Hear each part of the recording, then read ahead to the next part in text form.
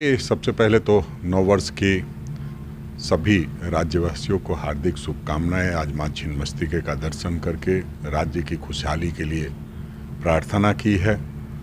और उसके बाद जो हमारे सीनियर लीडर हैं, हमारे पूर्व अध्यक्ष भी रहे हैं, माननीय मंत्री आदरणीय डॉक्टर रामेश्वर उरांव जी से मुलाकात की है, उनको नए साल की मुबारकबाद दी है।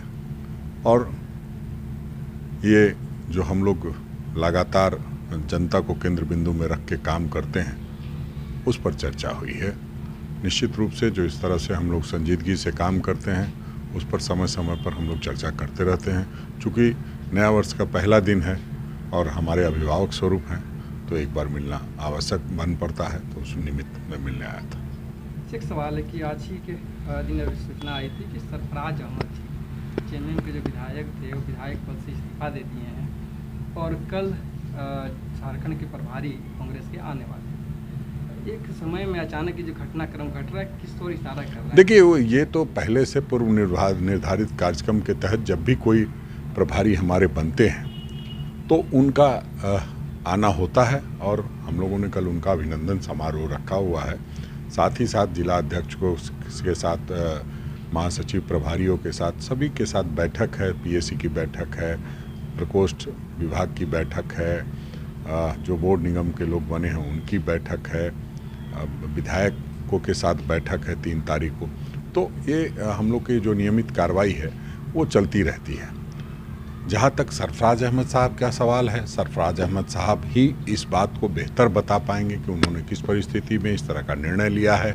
मैं ये समझता हूँ जितने वो सीजन लीडर हैं, निश्चित रूप से उन्होंने राज्य हित में, जनहित में इस तरह का कोई फैसला लिया होगा। तमाम तरह की अटकलें भी लगाई जा रही है। हम समझते हैं कि इन तमाम अटकलों पर भी जब वो बोलेंगे सरफराज अहमद साहब, तो विराम लग जाएगा।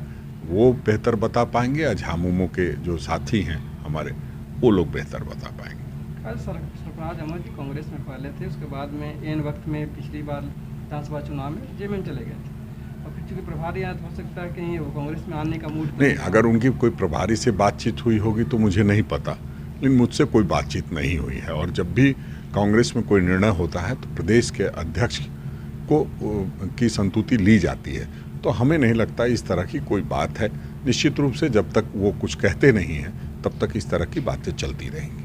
तो लोकसभा में चुनाव की बात करें तो सीटों को लेकर, महागठबंधन की सीटों को लेकर के एक तरफ से टीएमसी जो है वो कहते हैं कि हम 2 सीट मांगेंगे, सीपीआई बोलते हैं 1 सीट मांगेंगे, 14 सीट है, हम गणना करें तो 23 सीट पहुँच जाए। सब लोगों की अपनी अपनी भावना है। 2019 में भी जब हम लोग गठबंधन कर रहे थे तो ऐसा लगता था कि 250 सीटें पार हो गई, लेकिन समय आने पर हमने गठबंधन भी किया, सरकार भी बनाई।